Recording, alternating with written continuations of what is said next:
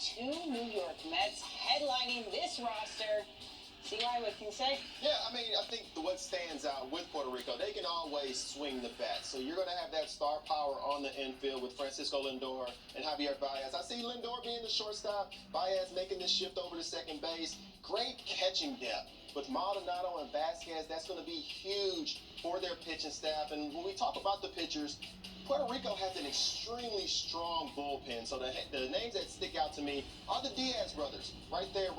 Then you have Jorge Lopez, Pagan. I feel like going into pool play, Marcus Stroman is going to have a lot of attention on him. New to Team Puerto Rico. He played with Team USA back in 2017. Playing with Team Puerto Rico this year, you feel like when he's on the mound, they have to win that game. But a solid team top to bottom. And I don't focus too much about the lack of starting pitching because don't forget, the last two WBCs, they made it all the way to the championship game without a lot of household names as their starters. And you notice those little yellow arrows that we had on the graphic. Those are players in the designated pitcher pool. That means that they're eligible to participate in one or more consecutive rounds, but it's a little bit more convoluted than that. JP, I'm going to have you break it down. Yes, Sierra. So it's really a bonus set of roster spots that teams have. They can have up to 10 pitchers in that DPP as long as you have one or two members from that DPP on your current roster that you announce as your full 30-man roster there. So I think the key thing that we have to remember is after subsequent rounds,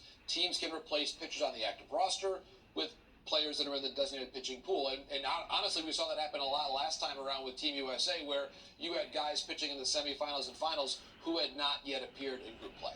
All right, and some exciting, maybe surprising news. Listen, this whole week has been a little bit chaotic for us. We've had